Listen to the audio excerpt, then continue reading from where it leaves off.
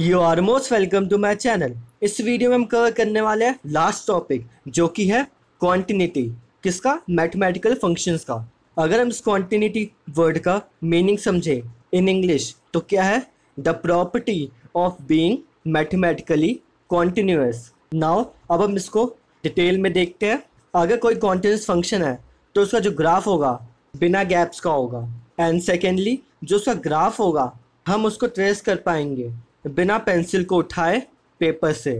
Now यहाँ पे हम पहला ग्राफ देख लेते हैं। अगर हम इसको ट्रेस करने की कोशिश करेंगे तो हम इसको कम्प्लीटली ट्रेस कर पाएंगे बिना पेंसिल उठाए। एंड ऐसे ही दूसरा ग्राफ देखेंगे तो यहाँ पे भी अगर हम इसका ट्रेस करना चाहें तो बिना हम पेंसिल को उठाए पेपर से इसको हम ट्रेस कर पाएंगे।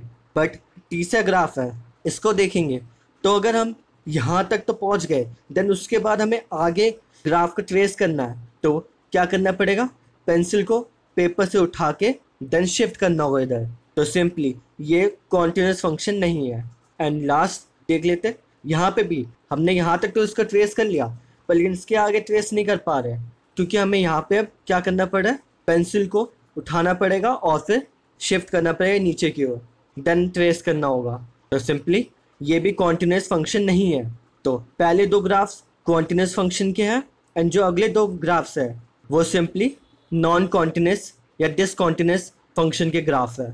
नाउ अब हम इसकी फॉर्मल डेफिनेशन की बात कर लेते हैं। अगर कोई एफ एक्स फंक्शन है और हमने उसको कह दिया कि वो कॉन्टिन्यूस है, कहाँ? एट एक्स इक्वल्स टू ए, तो यहाँ पे तीन कंडीशन होगी जो कि उसको सेटिस्फाई करनी पड़ेगी। पहला, जो फंक्शन है उसको खुद को डिफाइन होना होगा, कहाँ पे? उस पॉइंट पे x इक्वल्स टू ए पे, एंड ऐसी लिमिट्स एग्जिस्ट करनी चाहिए उस पॉइंट पे, that is x equals to a पे। एंड लास्ट, जो फंक्शन की वैल्यू होगी और जो लिमिट आई है वो दोनों अगर बराबर है तो हम कहेंगे कि जो फंक्शन है वो कॉन्टिन्यूअस है। एंड कुछ केसेस में होता है कि हमें राइट हैंड और लेफ्ट हैंड लिमिट्स निकालनी पड़ती है, तो वहाँ पे क्या होगा? लेफ्ट हैंड और राइट हैंड लिमिट तो बराबर होनी ही चाहिए, साथ में जो फंक्शन की वैल्यू होगी eight x equals to a पे वो भी बराबर होनी चाहिए। नाउ हम इसकी प्रॉपर्टीज़ की बात कर लेते हैं। अगर कोई दो फंक्शन है जो कि कॉन्टिन्यूअस है तो उन दोनों फंक्शन को अगर ऐड कर दे या सब्सट्रैक्ट करे या मल्टीप्लाई करे या डिवाइड करे तो जो रिजल्टेंट फंक्शन आएगा वो सिंपली कॉन्टिन्यूअस होगा। पर यहाँ पे एक केस होगा, क्या? अगर एफ एक्स और जी एक्स में से कोई भी फंक्शन है उसका डिनोमिनेटर वाला पार्ट जीरो बन जाए कहीं पे भी x की वैल्यू पे कि ये फंक्शन कॉन्टिन्यूअस है except those values of x। Now उसकी फर्दर प्रॉपर्टीज भी देख लेते हैं। अगर कोई फंक्शन कांस्टेंट है हम क्या कहेंगे? वो कॉन्टिन्यूअस है for all values of x। And ऐसी अगर कोई फंक्शन है x की पावर n वाला वो भी कॉन्टिन्यूअस होगा for all values of x। पर यहाँ पे एक कंडीशन है, वो पॉजिटिव होनी चाहिए। एंड थर्ड, पॉलिनोमियल फंक्शन जो होते हैं वो कॉन्टिन्यूअस होते हैं। एंड फोर्थ, जो रैशनल फंक्शन होते हैं वो कॉन्टिन्यूअस तो होते हैं पर लेकिन कुछ वैल्यूज़ होते हैं जहाँ पे वो कॉन्टिन्यूअस नहीं होते। वो वैल्यूज़ कौन सी होती है? जहाँ पे उनका डिनोमिनेटर वाला पार्ट जीरो बन जाए। एंड फिफ्थ, अगर कोई फंक्शन है F X nth root of G X और यहाँ पे n की वैल्यू 1 से बड़ी हो, एंड साथ ही जो जी एक्स है वो कॉन्टिन्यूअस है एंड नॉन नेगेटिव है, तो हम कहेंगे जो एफ एक्स फंक्शन है वो भी कॉन्टिन्यूअस होगा। नाउ अब हम क्वेश्चंस कर लेते हैं इस पे। इस क्वेश्चन में सिंपली हमें बोला है डिसकॉन्टिन्यूटी वाले पॉइंट्स निकालो अगर है तो, और यहाँ फंक्शन गिवन है हमारे पास F X equals to 2x square plus 3x plus 1 divide by 3x square minus 4x plus 1। And इस क्वेश्चन को देखते ही हमें पता चल रहा है ये रैशनल फंक्शन है। एंड मैंने आपको बताया था कि रैशनल फंक्शन जहाँ भी दिखे उसको फैक्टराइज कर देना है। तो सबसे पहले हमने क्या किया? फैक्टराइज कर लिया। देन हमने एक प्रॉपर्टी पढ़ी थी कि जो रैशनल फंक्शन होते हैं वो कॉन्टिन्यूअस होते हैं पर कब नहीं होते? जब उनका डिनोमिनेटर वाला पार्ट जीरो बन जाए। तो हमें सिंपली यही करना है, जो डिनोमिनेटर वाला पार्ट है उसको जीरो के बराबर रख देना है। तो जैसे हमने रखा तो वहाँ से हमारे values I x equals to 1/3 और x इक्वल्स टू 1। तो ये दो वैल्यूज़ है जहाँ पे ये फंक्शन कॉन्टिन्यूअस नहीं होगा, बाकी जो भी x की वैल्यू बच गई है वो सारी वैल्यूज़ पे ये फंक्शन कॉन्टिन्यूअस होगा। नाउ अब एक होमवर्क प्रॉब्लम इसमें भी आपको सिंपली बताने हैं डिसकॉन्टिन्यूटी वाले पॉइंट्स एंड आप इसके आंसर कमेंट सेक्शन में कमेंट भी कर सकते हैं। नाउ मूव करते हैं नेक्स्ट क्वेश्चन की ओर।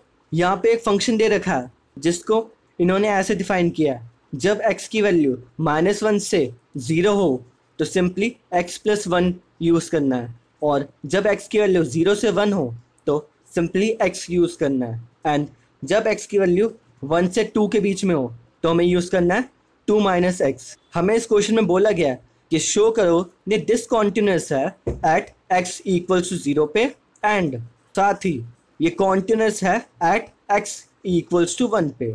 यहाँ पे जो फंक्शन है वो सिंपली डिवाइडेड है 3 पार्ट्स में। तो यहाँ पे हमें क्या निकालना होगा, left hand limit, right hand limit, साथ में फंक्शन की वैल्यू एट दैट पॉइंट। तो सबसे पहले हमारा पॉइंट क्या रहा कि जो fx वाला फंक्शन है क्या वो डिफाइंड है उस पॉइंट पे या नहीं। सबसे पहले हमें यही देखना है, एट x = 0 पे हमें fx वाला कौन सा फंक्शन यूज़ करना है इन तीनों में से। अगर देखेंगे तो इक्वल टू का साइन कहाँ है, दिस वन, तो हम यूज़ क्या करेंगे x। सिंपली x की वैल्यू रिप्लेस करनी है 0 से, तो हमारे पास आंसर क्या है 0।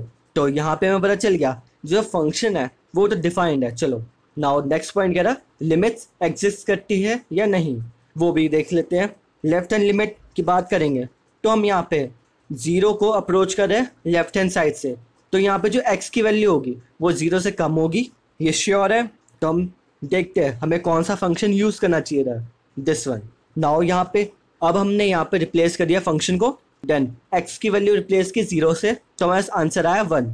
नाउ अब हम निकालेंगे राइट हैंड लिमिट, तो उसके लिए क्या करेंगे, यहाँ पे अप्रोच कर रहे हैं हम 0 को राइट हैंड साइड से, तो जो x की वैल्यू होनी चाहिए वो 0 से बड़ी होनी चाहिए।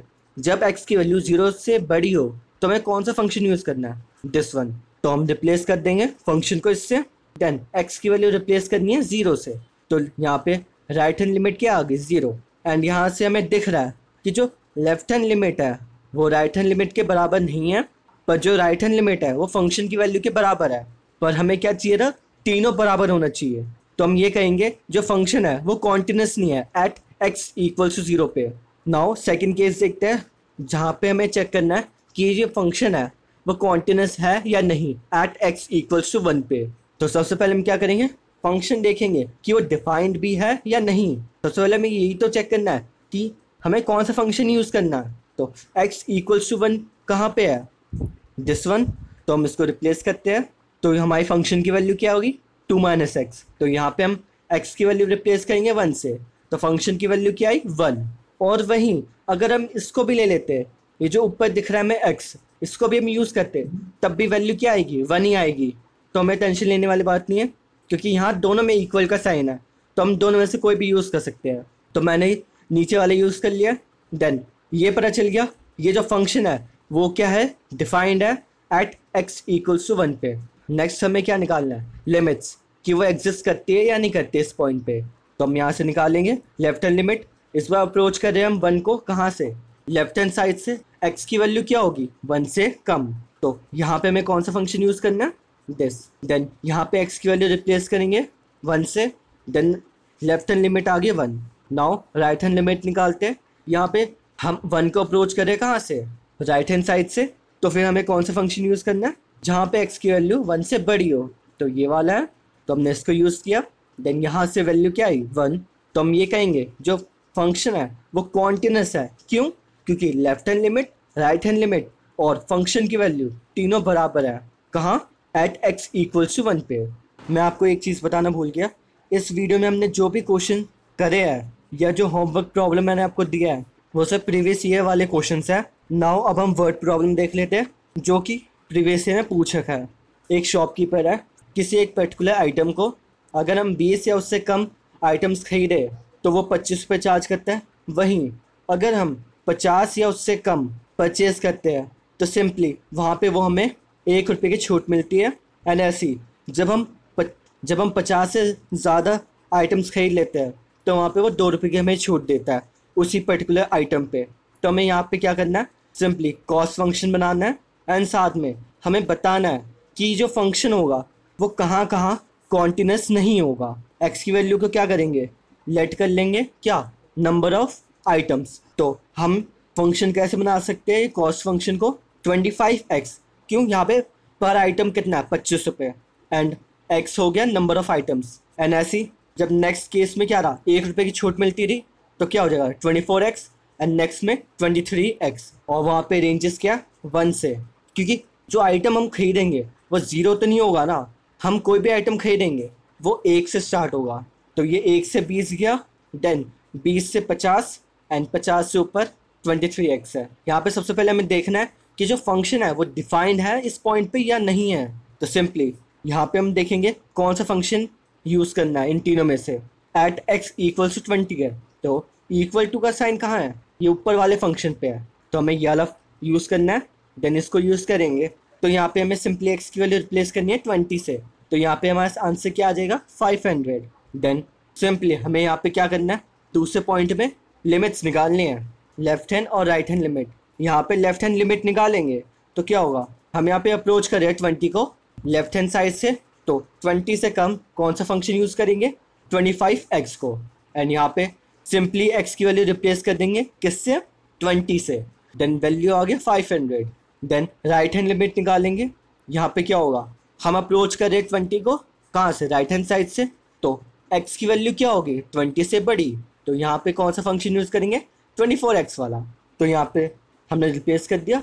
देन x की वैल्यू यहाँ रिप्लेस करेंगे 20 से, तो आंसर क्या है 480। तो यहाँ पे हमें दिख रहा है जो लेफ्ट हैंड लिमिट है वो राइट हैंड लिमिट के बराबर नहीं है, तो हम सिंपली कहेंगे कि जो फंक्शन है वो कॉन्टिन्यूस नहीं है कहाँ एट x इक्वल टू 20 पे। एंड नाउ अब देख लेते हैं एट x इक्वल टू 50।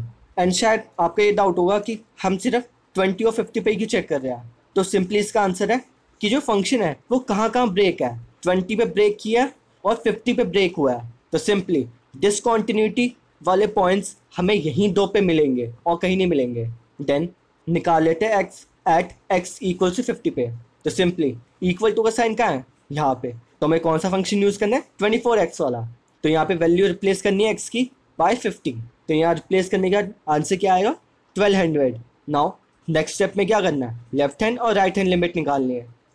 इस बार हम अप्रोच कर रहे हैं 50 को लेफ्ट हैंड साइड से, तो कौन सा फंक्शन यूज़ करेंगे 24x वाला, और यहाँ पे हम रिप्लेस करेंगे x की वैल्यू बाय 50, तो यहाँ पे आंसर आ गया 1200। देन राइट हैंड लिमिट निकालेंगे, देन यहाँ पे हम अप्रोच कर रहे हैं 50 को राइट हैंड साइड से, तो x की वैल्यू क्या होगी 50 से बड़ी, तो कौन सा फंक्शन होगा 23x वाला। देन यहाँ पे हम x की वैल्यू रिप्लेस करेंगे, देन आंसर आया 1150। देन यहाँ पे भी हो रहा है सिंपली कि जो लेफ्ट हैंड लिमिट है वो राइट हैंड लिमिट के बराबर नहीं है, तो हम सिंपली कहेंगे जो फंक्शन है वो कॉन्टिन्यूस नहीं है एट x इक्वल्स टू 50 पे। नाउ अब हम एक लास्ट क्वेश्चन कर लेते हैं जो कि प्रीवियस ईयर में भी आ रखा है। यहाँ पे फंक्शन क्या f(x) equals to X square minus X minus 12 divide by X minus 4। यहाँ पे सिंपली पहले पार्ट में बोला है कि हमें इसकी वैल्यू निकालनी है इस फंक्शन की कहाँ पे x टेंड्स टू 4 पे, यानी एट x इक्वल्स टू 4 पे।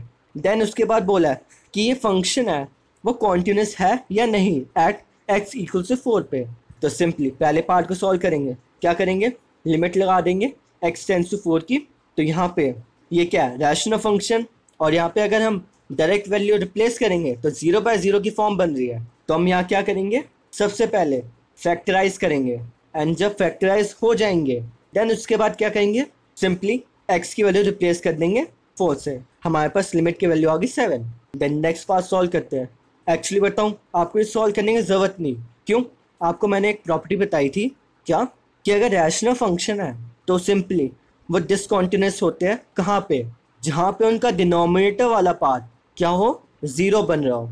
तो अगर हम ध्यान से देखें यहाँ पे हम x की वैल्यू रिप्लेस करेंगे तो डिनोमिनेटर वाला पार्ट 0 बन रहा है, तो हम सिंपली कहेंगे जो फंक्शन है डिसकॉन्टिन्यूस है कहाँ पे एट x इक्वल्स टू 4, तो ये जो फंक्शन की वैल्यू आ रही है वो नॉट डिफाइन आ रही है। एंड साथ ही फॉर्मल डेफिनेशन हमने पढ़ी थी क्वांटिटी की, उसमें क्या था पहला पॉइंट यही था कि जो फंक्शन है वो कॉन्टिन्यूस होगा तभी जब f(x) की वैल्यू डिफाइंड हो। यहाँ पे f(x) की वैल्यू डिफाइंड नहीं है, तो सिंपली ये कॉन्टिन्यूस नहीं होगा कहाँ पे एट x इक्वल्स टू 4 पे। एंड लास्ट ये आपके लिए होमवर्क प्रॉब्लम है जो कि प्रीवियस ईयर में पूछ रखा है। ये भी क्वेश्चन आपको सिंपली एग्जैक्ट जैसे अभी मैंने ये क्वेश्चन कराया वैसे ही करना है, एंड आप इसके भी आंसर्स कमेंट सेक्शन में कमेंट कर सकते हैं। Thank you friends watching this video. Do like, share with your friends and comment your feedbacks about this video. Thank you.